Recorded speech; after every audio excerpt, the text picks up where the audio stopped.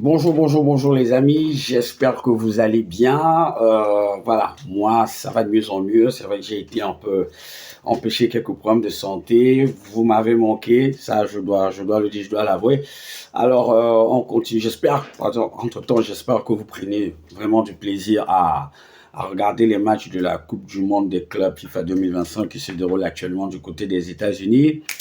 Alors, de quoi on va parler aujourd'hui? Aujourd'hui, on va parler du Real Madrid. Voilà, le Real Madrid qui a joué son deuxième match de phase de poule et qui s'est imposé sur le score de 3 buts à 1. Alors, il y a beaucoup de choses à dire sur cette rencontre-là. Déjà, le Real était très attendu parce que lors de sa première sortie contre Al Hilal, club saoudien, il y a eu beaucoup de déceptions, beaucoup de frustrations. On s'attendait à mieux de la part de ce Real Madrid nul et surtout de commencer à voir la petite patte Xavi Alonso. Le Real nous a laissé sur notre fin. C'est vrai que le match s'est terminé sur le score d'un but partout et qu'il y a notamment le penalty manqué par Valverde qui aurait pu faire gagner le Real de Madrid. Malheureusement pour eux, ça s'est mal terminé. Donc voilà ce qu'on peut dire déjà sur les attentes, sur la déception après ce match-là. Donc sur cette deuxième rencontre-ci, il y avait un peu de pression pour l'équipe du Real de Madrid. Elle était très attendue.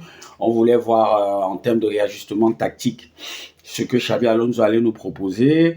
Le match en lui-même, bon voilà, dès le début du match, voilà, encore Asensio, qui, après la grosse bourde qui a causé un penalty lors de la première rencontre face à Al Hilal, a remis ça, mais cette fois-ci plus grave encore, il prend un carton rouge à la 7e minute de jeu. Vous imaginez bien, la 7e minute de jeu après une faute sur Rondon qui partait en profondeur, qui allait vers le but. Bon, voilà, je sais pas, est-ce que c'est qui s'est sacrifié? Est-ce qu'il y avait mieux à faire sur cette action-là? On peut dire beaucoup de choses là-dessus. Toujours est-il que il prend ce carton rouge dès la 7e minute. Il y a coup franc derrière. Heureusement, les Mexicains la concrétisent pas. Mais derrière, voilà, derrière on a une équipe du Real de Madrid qui a montré une autre facette de son jeu parce elle a été très solidaire. On a vu un bon esprit d'équipe, on a vu de la solidarité, on a vu une équipe appliquée, disciplinée, qui s'est jetée sur tout le ballon parce qu'il faut dire qu'elle a joué plus de 83 minutes à 10 contre 11, ce qui n'est pas donné.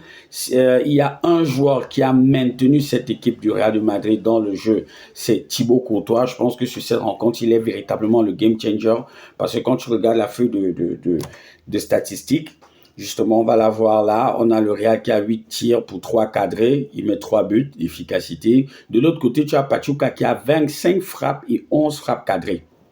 Vous imaginez, mais 25 frappes, 11 frappes cadrées, qui n'a mis qu'un seul but par l'intermédiaire de Montiel à la 80e minute, dont le match était déjà plié parce qu'on est là déjà à 3-0. Le Real a réalisé 589 passes, Pachuca 430 passes. Le Real a eu 2 corners et Pachuca 7 corners. Dans la possession de balle, c'est 58% pour le Real et 42% pour Pachuca. Alors tu te dis, voilà une équipe qui joue plus de 83 minutes à 10 contre 11, qui est en proie au doute, qui est en pleine reconstruction, mais qui a littéralement dominé le match. En fait, du côté de Pachuca, ils explosaient très vite en attaque. En termes de transition offensive, ils étaient très rapides.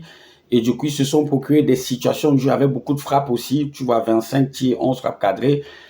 En face, tu as un Thibaut Courtois des grands soirs qui a réalisé pas moins de 8 arrêts décisifs. Ça, il faut le noter, 8 gros arrêts décisifs. Pour moi, en fait, même pas pour moi, c'est carrément l'homme de cette rencontre-là. Sans lui, tu peux être sûr que le Real, voilà, le Real va prendre l'eau. Ensuite, tu as des individualités qui sont véritablement sorties du lot, notamment Bellingham, voilà, qui a fait un bon match, même si après, il a terminé blessé. D'ailleurs, on nous annonce une indisponibilité pour entre 3 et 4 mois. Ça veut dire qu'il ne va pas rejouer de l'année civile 2025. Tu as un joueur comme Arda Güler qui franchement m'a impressionné dans cette rencontre-là, notamment dans le cœur du jeu. C'est vrai qu'il met un but, mais il a beaucoup participé offensivement, défensivement, dans ses choix de passe. Il faisait très généralement la passe qu'il fallait. Il permettait au Real de se sortir de la pression en trouvant toujours des passes dont lui seul a le secret. Il y a eu beaucoup de très belles séquences de la part du Real de Madrid, notamment sur le deuxième but d'Arda Güler et sur le troisième but de Valverde. J'ai parlé de l'esprit d'équipe tantôt.